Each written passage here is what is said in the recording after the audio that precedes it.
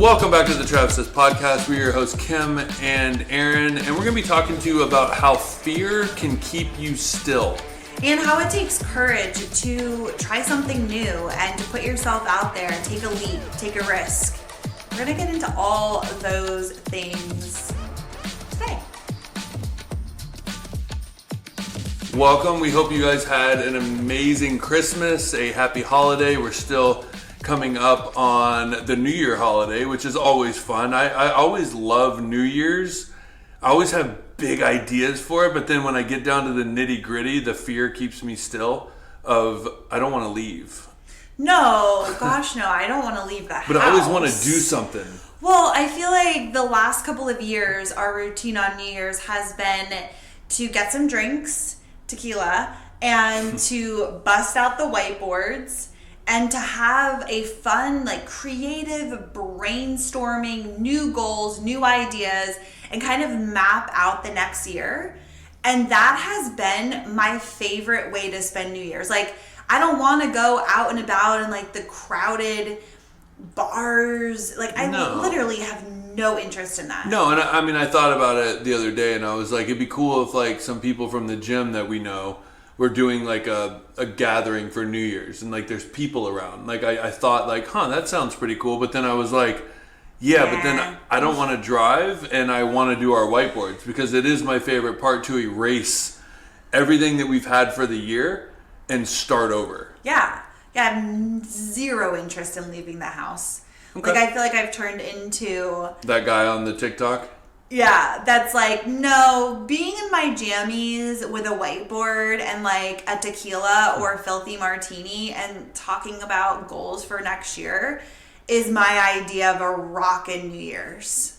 Totally. And this year we'll be watching the Ryan Seacrest one, because we watched the Miley Cyrus one last year and we were like, what is going on? It was something in us that we were just like, where's Ryan Seacrest one? The old Dick Clark one. I've always grown up watching that one, and so I didn't watch it last. Don't you remember last year?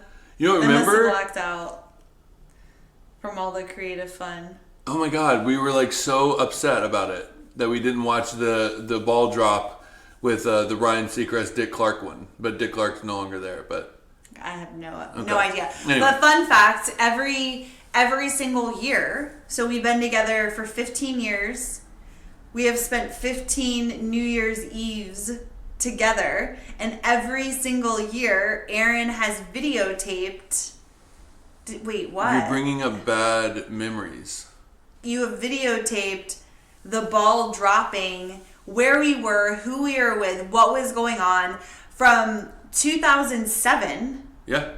That's insane. Well, to now. Yeah. But you lost it or something? Yeah, I put all of those onto an external hard drive, and we were in Bali, and I put my hard drive through the TWA, opened my backpack to grab the hard drive out to work on some things, and the cover had blown off, and I lost all of the footage. That was our wedding footage. It was everything. What? All of Bali, that we were there our first time, all of that was gone. Thailand, all of it. I must have blacked that out because I totally forgot. Don't you remember that. In Bellingham, I tried to call a company to see if I could retrieve it, and they said it was going to be $2,000, and they couldn't guarantee that I retrieved the footage. And so we were like, we don't have the money to put it into that. So we have none of those years left? No. They're all gone. What the fuck?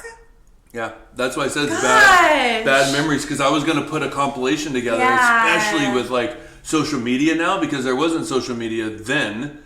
It wasn't as poppin' as it is now, right? But can you imagine putting a TikTok together of literally 2007 from the first New Year's we spent together to now being married this long, and every single year we were in a different place? Yeah, I don't care about I just want to see it myself. I love having those memories, like, look back on. There's some wild ones. Oh my God, I know. Like, don't you remember the infamous year? Where sadly you thought Dick Clark was drunk, and you asked why they would put him on TV if he was drunk, but he had just had a stroke. Wasted. No, he had just had a stroke. I know. But you were like, yeah, you could hear you in the background. Like, is he wasted? Like, why would they put him on TV if he's so hammered? And then everybody's like, Kimmy had a stroke. I had no clue. Like, what a dick I am. Oh my God. We've had some fun years, that's for sure. But anyway, with that coming up, I was just going to say. I was going to say something. Well, go ahead. So, thank you. That it used to be, like, back in the day when we were younger, that New Year's Eve, we always did, like, when we lived in Florida, I guess we should say, like, not really since we've been traveling, but when we were living in Florida, like, full time, so we had, like, our group of friends and that kind of a thing. New Year's was always this big build-up, right? It was like, we're going here, we're going to do this party, we're going to, like, this bar that's doing this themed thing, and it was always, like, this really big deal as, like, most, like, you kind of work up to it. It always ends up being a disappointment. Someone's fighting, we're fighting, people are wasted, my knees are blowing out. Like, it always, like, ends up being just, like, a disappointment. 100%. Where now that's why I'm just, like, being home in my cozies. Safe. I'm done. Like, totally. Happy as a clam. Totally. Yeah. No, maybe is that just because we're older now? Yes. I don't know. Yeah, it's what all the young bucks do. Yeah, the wildcats. Yeah, I mean, I never told you this, but I was talking to a guy at work, and I was just like, dude, it's crazy that you guys are so close to the, ball drop. And it's something that I've always been, like, interested in, but never wanted to go and be in the crowds and the whole thing. I've always heard that people spend 12, 13 hours standing in line and there's no bathrooms. Oh, hell no. And there's no alcohol allowed, so you'd have to sneak it in. And then, like, what's the point? Because if you're drinking, there's no bathroom. So, like, people are, like, peeing around the area. Okay, I mean, like, no. Yeah, that's the inside to it. But I've always said that I've wanted to have, like, a really cool, like, apartment above to, like, watch the ball drop, or not an apartment, but like a party inside where you could see the ball drop in Times Square. But this guy was literally talking to me, and he said, I haven't seen the ball drop in like 25 years. He literally falls asleep before the ball drops, and his family wakes him up to, like, say Happy New Year, and then he falls back asleep. But he was like, I haven't been awake for the ball drop in 25 years. Okay, midnight's not even that late. That's what I was saying. So, like, I don't think we'll ever get to that point. I freaking hope not. I mean, I have been going to bed at, like, 8:30 every night for the last couple of days, but, like, I can rally to midnight. Yeah. I will say that we just spent the holidays, or, like, 2 days in New York City, experiencing the holidays in New York, which has been epic, a bucket list experience we've wanted to do since, like, the day we met, right? And I always dreamt about spending a New Year's Eve in Times Square with the ball dropping. Like, I always thought, oh my gosh, that would be so cool. Yeah. So cool, so cool. Until then you learn about, like, what it's actually like and all the crowds, and, like, that just sounds miserable. But when we were in New York, we went through Times Square and we actually got to see the ball and where it's gonna happen, and we were like, this is so crazy that in like a week there's going to be thousands of people that you can't move, and you're just standing there in, like, the 10-degree weather, just standing there. Yeah, and they're expecting rain.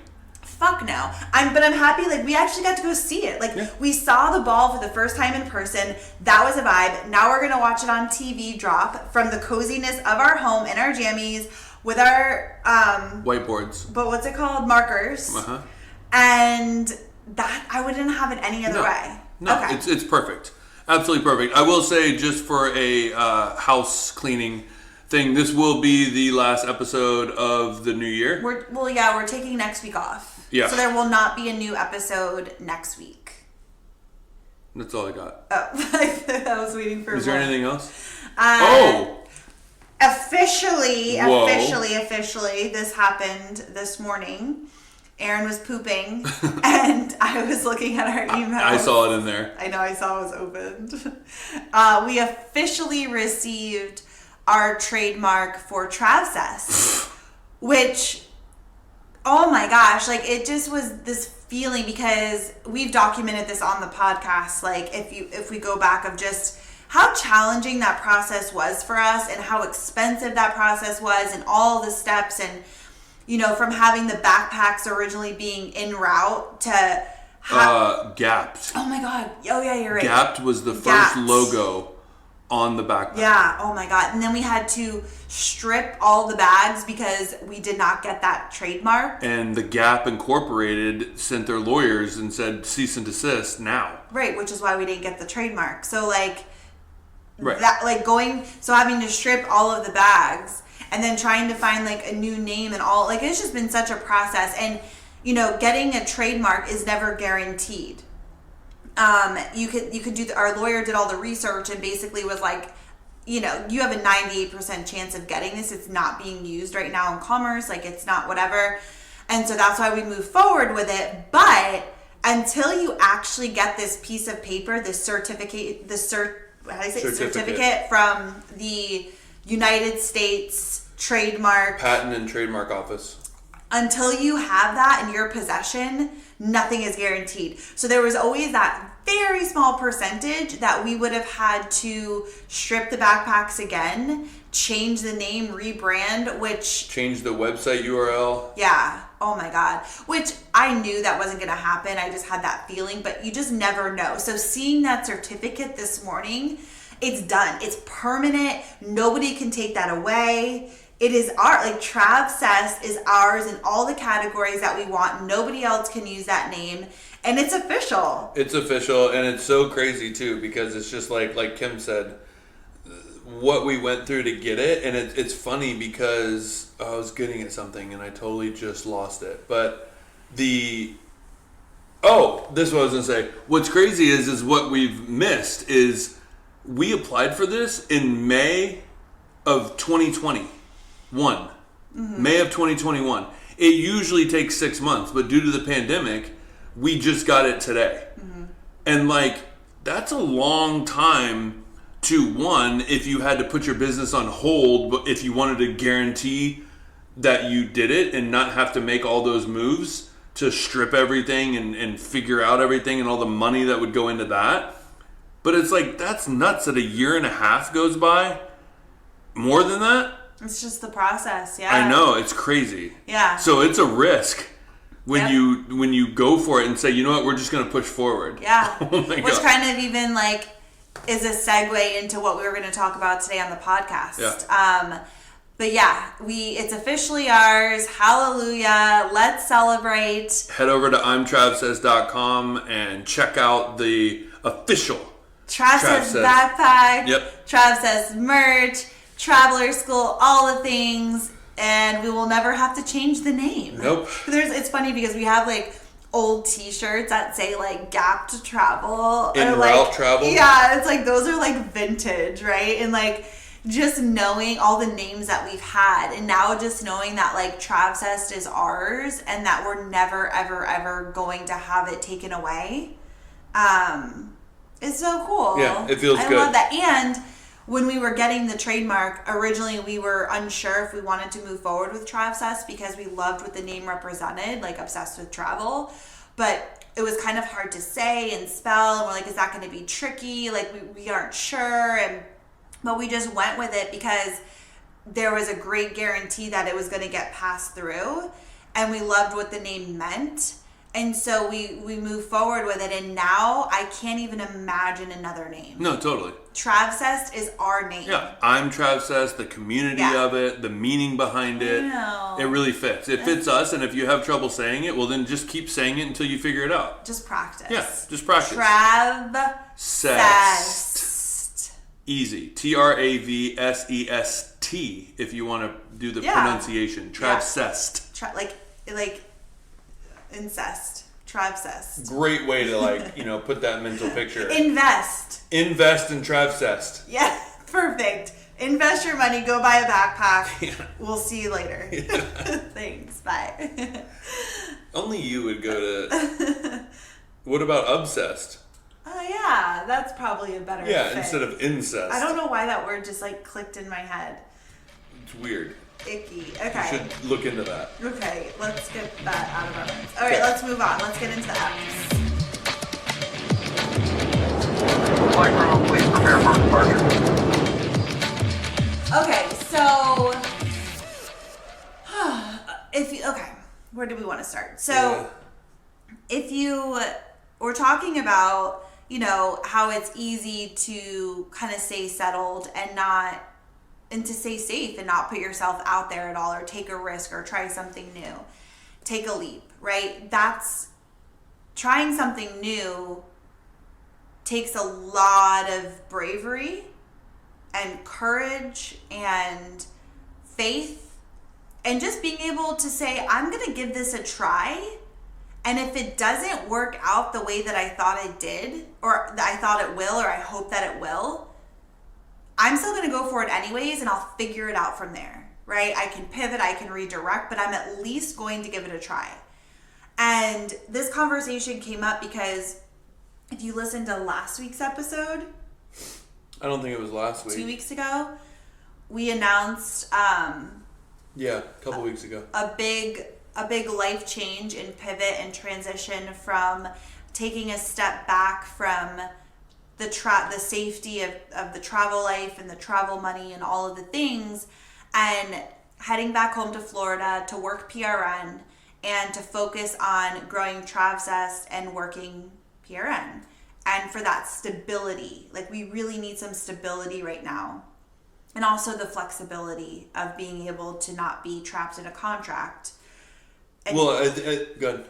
I'm almost done. Okay. Finishing this off. But all of that being said, that is a huge leap for us and a huge transition, and it's taking us very far out of our comfort zone financially. And while it feels exciting and it feels right, fears started to trickle in, as they do when you're about to do something that's different than your norm and out of your comfort zone. And so yesterday, fears were coming up for both of us, and it started kind of this conversation, which then led to tears. Tears. Tears from both of us. And then also just this whole idea of of what we're talking about. Yeah, totally. And I think it's crazy if you really think about it, because whether that's for you, listening, being full-time and saying, I'm going to start traveling, because that's the closest thing I can relate right now to that feeling of, oh my God, what are we doing? This feels weird, right? But we have to do it. And we've talked about it to infinity on this podcast about, we had 0 pros except one and all cons when we decided to travel. Yeah. And it was like that fear, it's still, I can feel it, right? So wherever that is on your pendulum of life, right? But what Kim and I have realized is we've almost taken it lightly to the fact that we've lived this unconventional life for so long that it has become so normal, and has actually carved that neural pathway in our head that we feel that this is actually easy. It's comfortable. It is a fast way to be financially stable, and we've changed our lives completely from traveling. So now that is our safety net. That's our ripcord. Which is funny, because it used to be a big scary leap, and now it's become safe. Correct. It is the most efficient way to make money, a good amount of money, and to be able to what do you want to do? You want to do anything you want. Let's just do it. All I got to do is just show up for work the next week. No big deal. And this move is triggering those feelings again, and it's a lot deeper. I will say that you mentioned something this morning that I've never realized in 10 years, is we've always talked about the freedom of healthcare traveling. And you are free after your contract for as long as you want. But you're right that when you're in a contract, you're almost more locked in than you are when you're working full time. Yeah, 100%, because you can't just take time off. Right. Obviously, there's times that you can request days off and this and that, but most of the time it's when you're working 3 months, you're working those 3 months. You try not to take time off unless you have to, right? Because that's just the way that it's set up. So with us, with this possible TV show that we have next year and all the other things, we need the flexibility to be able to say yes to things and not be so trapped, where when you're PRN, you have a lot more flexibility. You just don't have the stability of travel pay, right? And so all of this stuff was coming up yesterday and fears were coming up, and we're like, are we making the right decision? You know, we don't want to make a mistake. We don't want to put ourselves in a position that we have made another big financial mistake that is setting us back, right? And so it was like that feeling of trying to lean into your intuition. Like, is it just these fears that are coming up because it's getting real and we're about to jump really far out of our comfort zone again, and fears are normal with that, and nerves and things come up that you have to process and work through and like get to the root of where it's coming from? Or is this like a warning sign that, hey guys, this isn't the right decision. Don't make this move. This isn't right. And sometimes it can be hard to tell the difference. It's skewed. The lines are skewed. Yeah, because there's emotions involved and there's money involved. And let's, be honest, like money is the biggest cause of a lot of anxiety and fears, right? If it's not about the money, then there's no fear there, right? You can figure out anything. So we were in this talk of like trying to figure out, where is this coming from? And we talked about it, but then we also had to like just go take some time and, turn inward and try to connect to where were these feelings coming from. And it ended up being that it was a fear-based, it wasn't a warning bell, because sometimes you do get those warning bells, right? Where it's just like, this is wrong, this is wrong. We've had that before where we're just like, okay, I think we need to redirect because we have like alarm bells going off saying, don't do this. This wasn't that, but we weren't sure at first if it was or not. Right. And I think a lot of people have, you've built different patterns or techniques. I'll use techniques over patterns to figure those things out, right? If you've taken that time. We have. And one of my techniques is I said, okay, I relinquish this plan, and what's a better plan? Come up with a better plan. And I work that way. That's how my mind works. So it works for me. If you want to use it, use it. But it does work. And so I started to say, okay, I don't have to go PRN. So what's next? What sounds great? If you could just clear the slate and write out what is best in the best case scenario, come up with a plan. And I literally couldn't. Right. Everything that I did was like, the best plan is to do what we're doing. And I think a lot of it, like, full transparency, Kim and I have done this before, and it failed tremendously. Mm-hmm.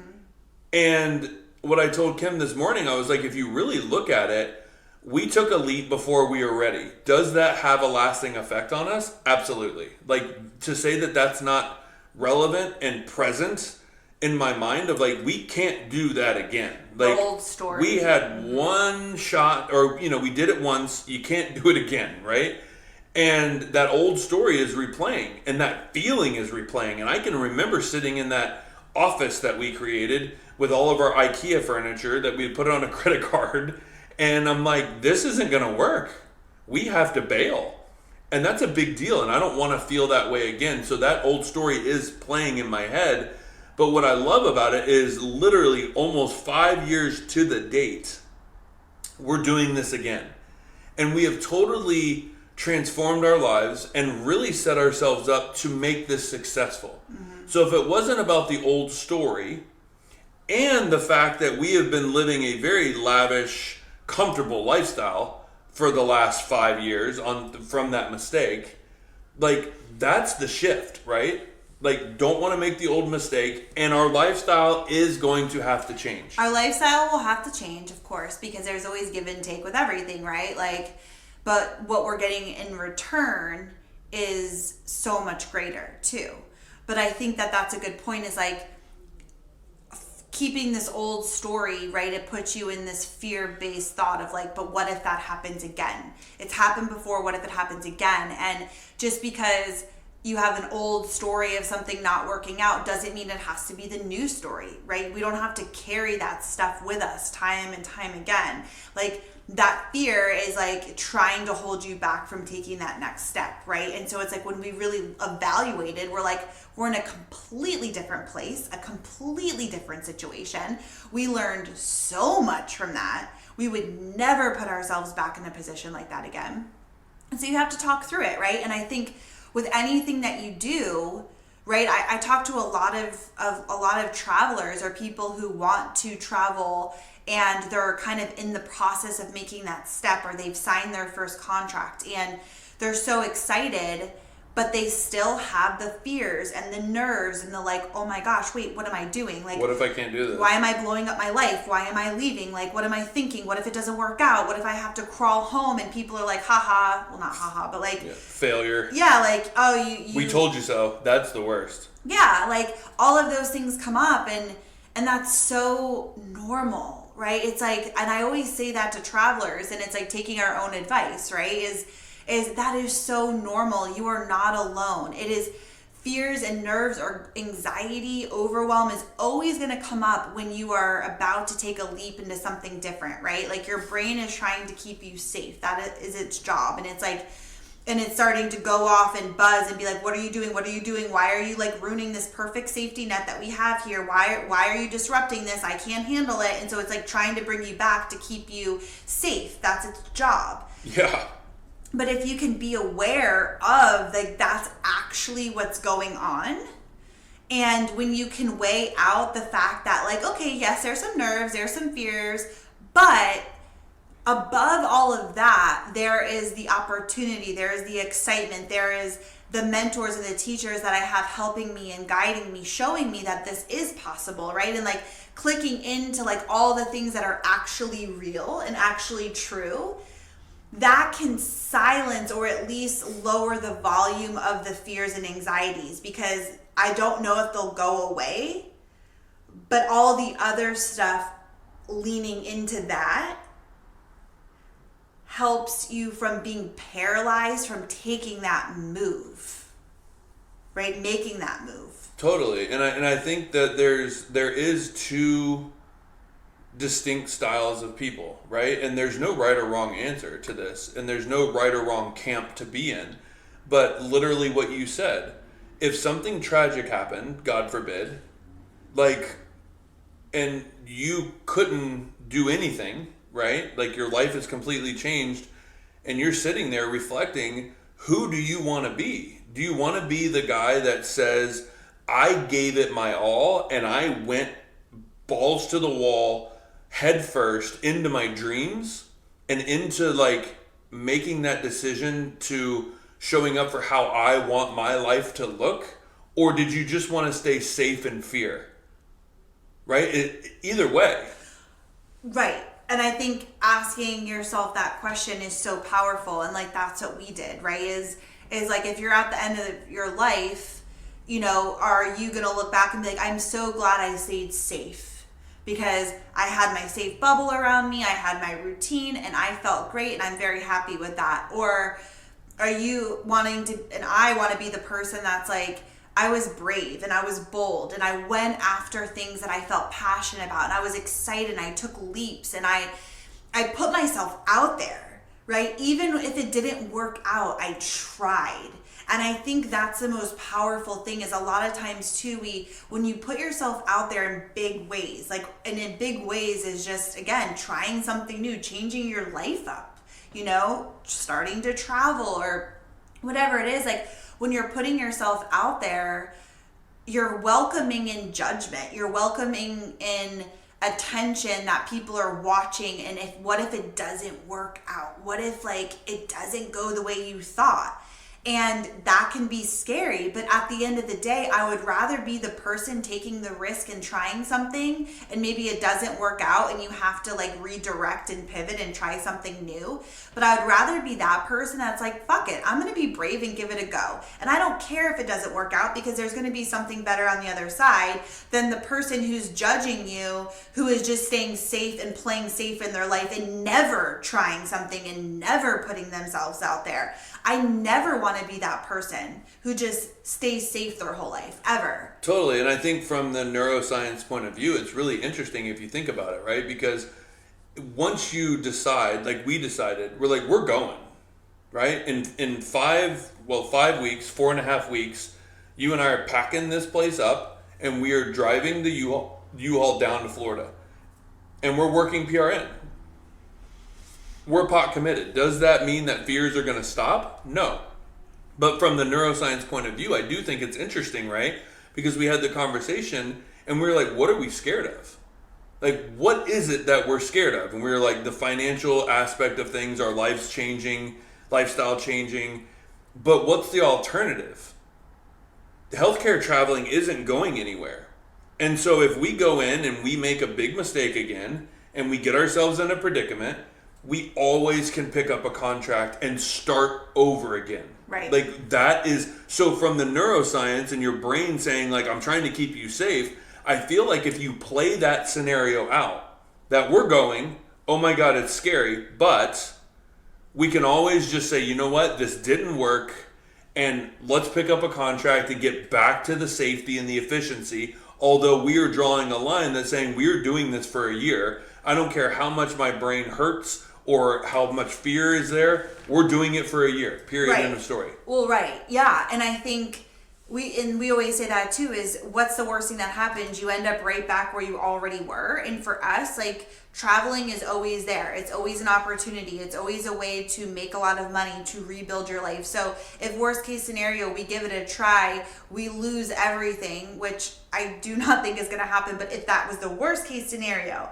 is it even really that scary to think, okay, well, we can travel again for another year and rebuild everything, because we've done that before. We know how to do it, and we can do that if we need to do that. We have those skills and we have that opportunity, right? And so really it's not that scary if you can always go back to where you already were. And in our experience, we've taken a lot of quote unquote risks or leaps, and not everything has worked out the way that we thought, but we have learned so much from each thing, right? Whether we wanted to do more of something or less of something, or, you know, the challenge that came from that, and or the huge mistake that happened, we've always learned and have taken those lessons and applied them moving forward.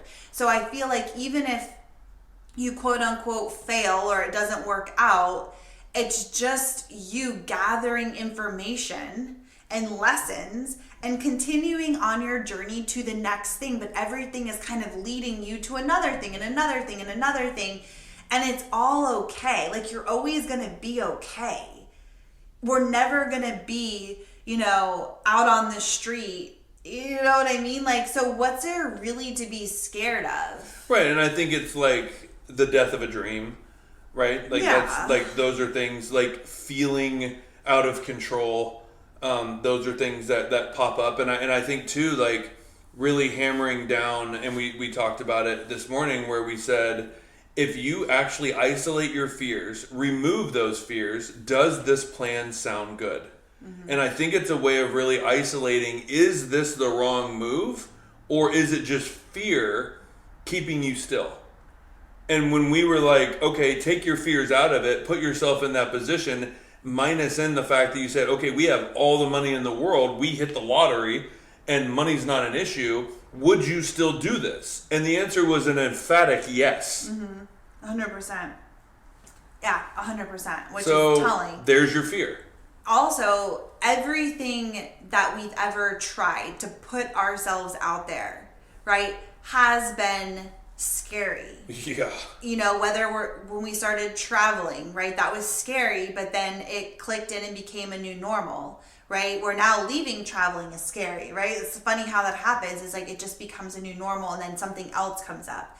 Or when we started our like fitness business and we started doing circuits, you know, around the Bay Area, and like we were putting ourselves out there of like, well, what if no one shows up? And guess what? There were times no one showed up. We didn't die. We just did our own workout and it was okay. Like, we put ourselves out there, and then there were times people did show up, and it was like, you know, it's like the worst case scenario is nobody comes and maybe you feel a little bit embarrassed, but then you just do your own workout. It's like, it's all okay. But we tried. Like, that was the point, is like, we tried. We did something that we felt passionate about, that we wanted to do, and we went for it and we tried. Well, how scary was our first healthcare traveler training? Oh my God, going live. Petrified.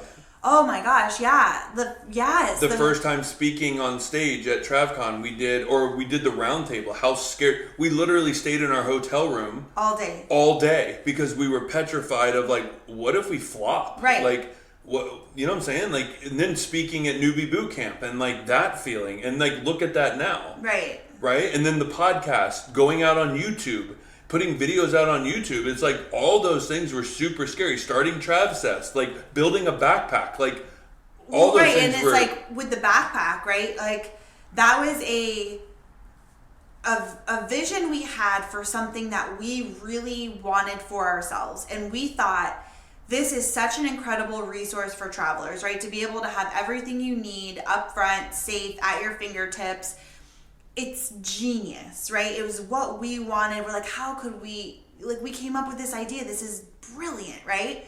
And then all the resources, the money, the time, the learning, the obstacles, the challenges, the failures, so much came from that experience.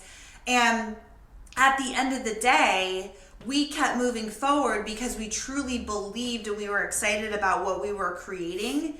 But we could have put the backpack out there and it completely could have failed, where nobody bought it. People did not like the idea, not like the way that it looked. And it could have been an absolute failure. Luckily, it was not. And people loved the backpack, and the backpack sold, and people were telling their friends. And it's like, we've gotten such great feedback. We've also gotten negative feedback that we've had to implement and take in and decide how we want to move forward with that, right? But luckily, you know, in general, the backpack was a success. Thank God. But if it wasn't, if it completely failed, say, right? I would rather have had it fail, but look back and be like, you know what, but we had this idea and I'm glad that we went for it, because what if we didn't? I would rather go for something and see the outcome than always be on the fence wondering, well, what if we would have done that? What if we would have tried? What if we would have taken that chance? The what ifs is what like eats you away. Yep. It's like, go for it, give it a try. You'll get feedback, right? And then you can go from there. But you're never gonna know until you just give something a try. Don't spend time being what if, what if, what if. Get into action. Clarity comes from getting into action and trying something. You never know until you go. Right. We say it all the time. I just wanted to bring this up because you were telling that story and I had this flash of emotion. Do you remember sitting in Palm Coast when we had just started with the idea? We were so excited. I couldn't sleep at night because of how excited I was for this idea and the backpack. And then it was like the design. I was able to put it together in a way that like could be transferred to a design thing. We literally met the designer and then fired one of them because that wasn't working out, and then literally met the other guy, and then he says it's going to cost you $14,000 to build a prototype. And you and I looked at each other and we were like, we can't do this. Mm-hmm. We can't do this. And literally we had that conversation and you were like, I would rather figure this out and go for it than never do it, because we would be wondering what if. Yeah. And the minute you said that, it all started to come together. Well, maybe if we just make the straps and then we have the backpack made somewhere else, and like we figured it out. So it wasn't $14,000. Right. But it was like that gut punch right there at the beginning made us question, can we even do this with the resources that it takes to build something and manufacture something and prototype something? And we literally, from the first week, almost let it go. Right. And then having that talk, we were like, no, like we have, it was like that feeling when we said we were going to travel. It was like, we knew in our guts and our hearts, we're like, we have to do this. It was just that feeling you get, and we knew we had to do it. So we had to get scrappy and we had to figure it out. Right. Yeah. And we did. And even looking at Amazon, right? We were going the route of selling our backpacks on Amazon because that is what we knew from mentors that we followed. That was the path that they went. And so we felt like, okay, we'll follow in their footsteps. And that was our plan. And that was an epic fail, right? Like Amazon was an epic fail for our backpack. Like we sold a shit ton of bags, but because of the business model and structure, like Amazon took so much of the money out that our listing kept crashing. We put so much money into like the rules of Amazon on all these different things, like of your seller's rank, and you can't sell out, all these crazy things. The pay-per-click, the advertising. Yeah, it was such an epic fail and it wasn't a failure because we had success and we sold a lot of bags and we got a lot of feedback, and that it gave us proof of concept because people were buying the bag and they were loving the bag and we were getting a lot of feedback. So it was a success, but we realized this is not the business model. And then we were like, fuck, we just spent thousands and tens of thousands of dollars on this. And what a fucking mistake. Like, we were devastated. Because we're like, if we would have started from the website from the beginning and selling it on our own away from Amazon, it would have been a completely different experience. And so we were frustrated and we were like, we messed up. Like, this is a disaster. Amazon is a disaster. We were just having so many challenges with the platform and there's nobody you can talk to. And it was like this whole thing. And so again, having that moment of feeling like it was a mistake and a quote unquote, I wouldn't say a failure, but just like, damn, why did we choose this path? It then allowed us to pivot, right? Okay, we're not going to not sell the backpacks, but let's pivot to our own website. Let's make our own brand. We're not an Amazon brand. That's not what we are. Like, Amazon's for cheap knockoff shit. That is not the Trav Says backpack. That is not our platform. And so we had to pivot. And that took a lot of money, a lot of resources, a lot of time, energy, but we learned a lot. And now we just launched on our website a month ago. We launched, Black Friday. After all of that, right? And there's so much just I don't even know that, just energy and frustration that comes with the whole process. But we learned so much and we pivoted when we felt like what we were doing wasn't the direction we wanted to go anymore. And that was okay. We figured it out. Right, and I think really touching on that, obviously it triggers into the fears of that was a huge financial shot in the chest. Yeah. I mean, I've never spent that much money to then be what do we have to show for that? Other than really good feedback and proof of concept, and it was fun, right? But it's also hammering in, not only was that money spent to get us where we were, there's also the back end money spent because of Amazon's rules saying that if you run out of stock, you lose your ranking. And so we were getting loans and getting the money to build up our inventory, which now we realize, God, we don't even need to do that. So it's insane. Right. So the point is just pivoting, right? It's we learned from mistakes that we never would have learned if we didn't get into action, right?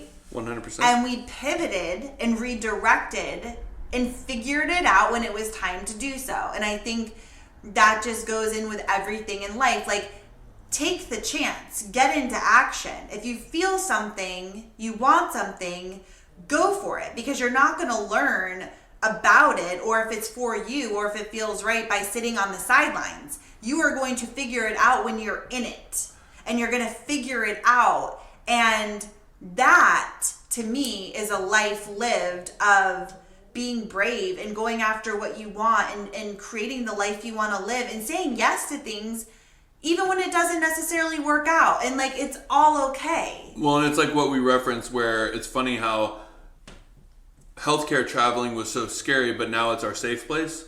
And then you take all of these things we've learned in business, which seems so scary, but now it's oh, we've figured that out. So now the next challenges aren't as scary, right? You learn. And it's funny because I've referenced it so many times, but I gotta say, one of the most inspirational movies I've ever watched is Look Both Ways.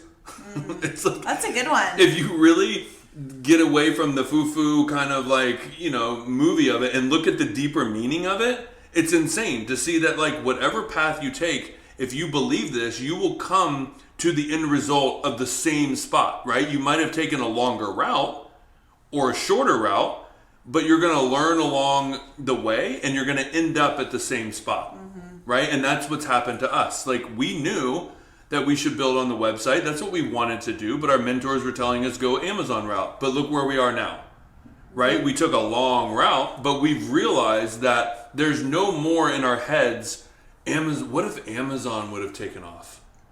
Right? Like, we did everything. We were on the first page within the first month of our launch. That's unheard of, especially in the backpack world. We had 100 reviews within the first couple months, which is huge. Like, that's insane. And so we did it. We went hard after it. But look where we are now, and it couldn't be any better. Right. You learn as you go through getting an action. Just a lot of money. Even, yeah. God. But you know what? It is what it is. Like, there's always risks in everything that you do, right? Even like, for instance, like with Traveler School, right? Our course, it took no money for us to film that, to create it. Okay, like very minimal. Like, we had to have a platform and like some different things, but very minimal money. So it wasn't this huge financial risk like the backpack, okay? Because that was financial. You have to have upfront money for a physical product, and that's what's stressful about a physical product.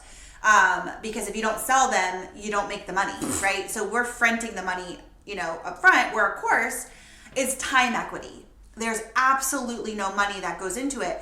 So we had this vision of wanting to create this course for travelers because we felt like there wasn't anything like it on the market. And we felt like we had a lot of knowledge to share with travelers that would help their experience, and right? We love courses. We learn from courses. Yeah, that's how we learn. We're students of courses, and we thought we should create this course to give to travelers. This is genius. This is what we would have wanted as new travelers, right? That was our thought process going into it. And then it just became, okay, well, we have to spend a lot of time creating these lessons, writing the lessons out, filming the lessons, editing the lessons, getting it out there. And what if nobody wants it? What if not one person chose to enroll in Traveler School?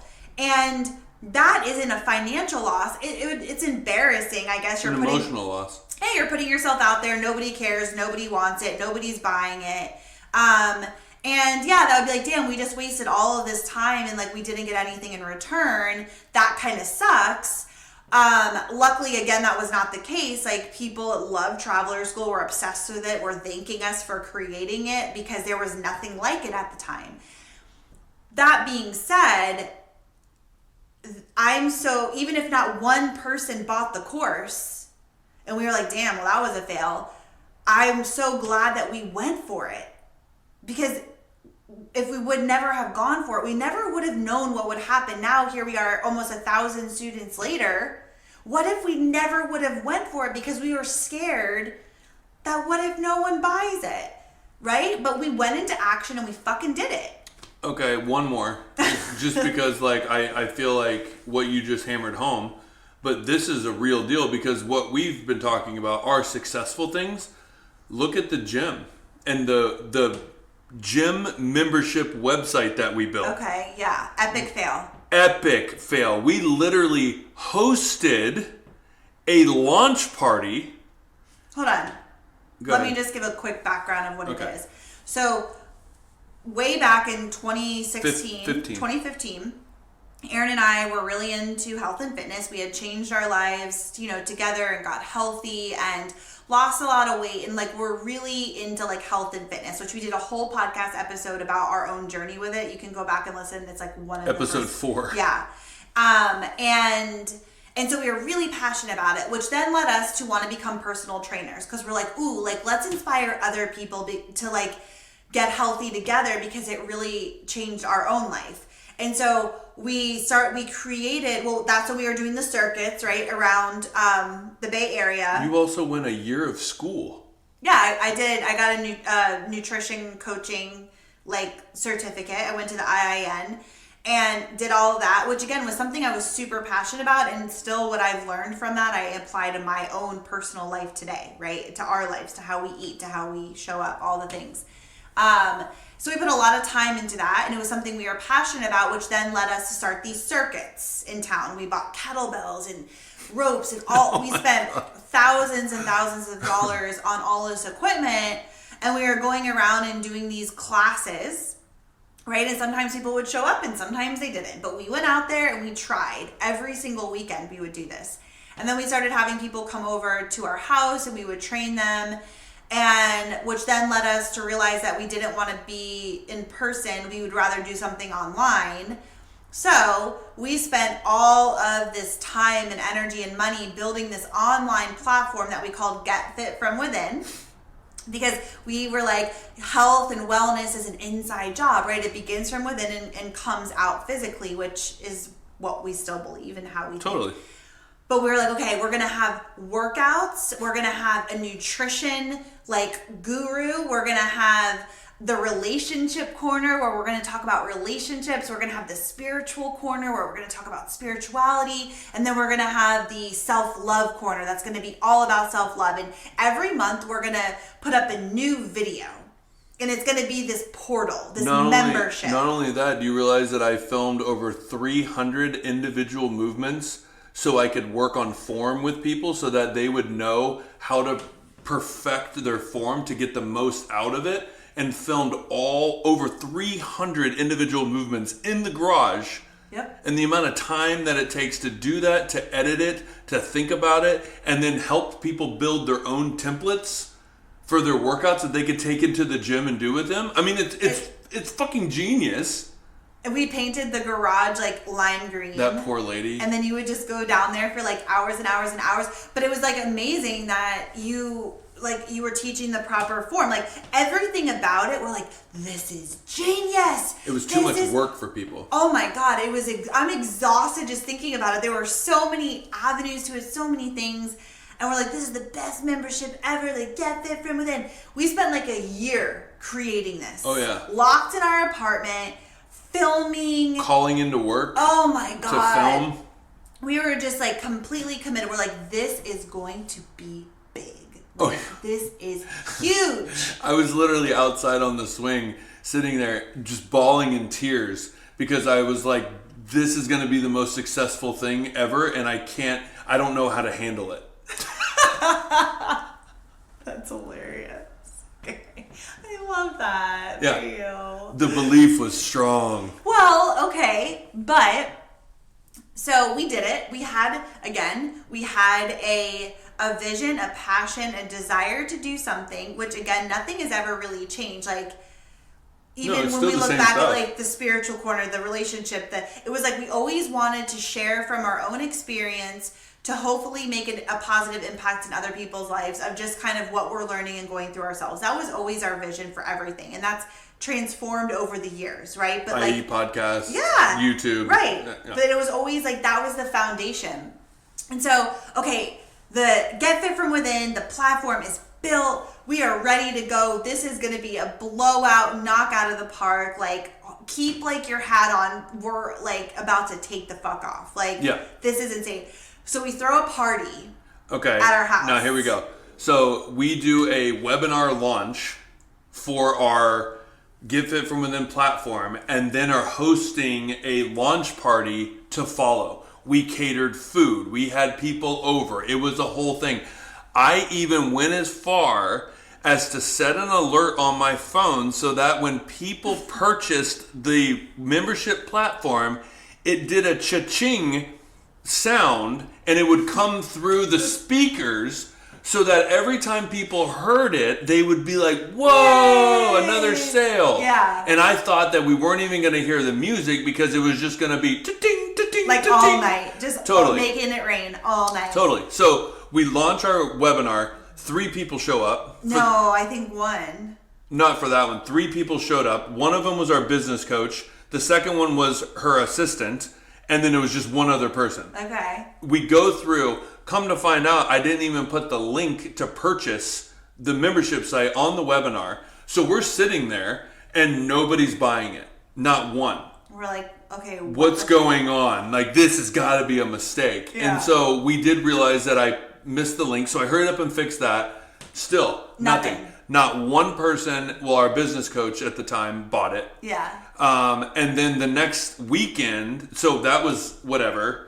So we hosted the party at our house, like a physical party for like our friends at the time that we were living in Palo Alto, and we had been there for a while. And so we had like people from work come over and people like that we had trained. Yeah, like our best friend was living there at the time from Florida. So we had this party. We're like, wow, guys, like this is going to be a crazy life-changing moment. Literally, not one person. Not one person. Our business coach. I'm saying at the party. Oh, yeah, no. Not one person bought it. And they're like, cool, guys, like, cool thing. We literally, our best friend was wasted, and we, like, literally took out her wallet and made her buy we're like, give us your credit card. And I put her on a no-cancel plan. She's like, cool, guys. She literally called us like 3 or 4 years down the road, and the membership site was no longer present, and she was still getting billed. Yeah, we're like, you're buying it. Like, no ifs, ands, or buts. On top of that, it was a $30 product. $37 product. That was our first mistake. That thing was like so valuable. I think we like cheapened it because we weren't into like, yeah. The point is that was an epic fail. Our expectation was that, oh my God, thousands, which I don't know where we were thinking we were getting thousands of people. We had no email list, no social media presence, nothing. No audience other than the people we had trained. Which was like 15 people. Not even. Yeah. Like, so it was like, I don't know where we thought, but we're like, oh, the word's gonna spread really quick because this is awesome. And so to have it be zilch, it was like such a blow to our egos, to our confidence.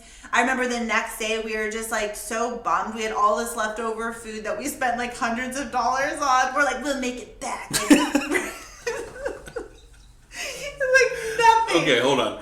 The one thing that we have never had is a lack of confidence. That's true. Let's be honest. Which I think is important. You should. Yeah. I have always felt I don't give two flying fucks who's sitting at the table. I could sit at the table. Yeah. It doesn't matter. I've always felt that way. Like it could be the best entrepreneurs in the world, and I feel like I have something to offer. And I still feel that way. So I've always said that.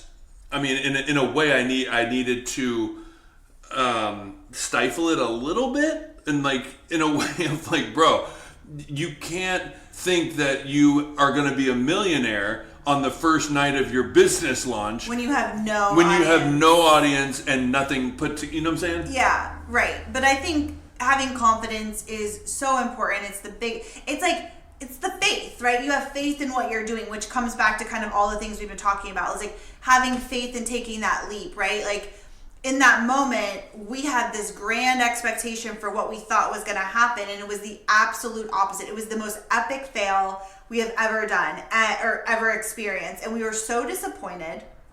We were like, why? Like, what is this? We put all this time, all this money, like so much went into this.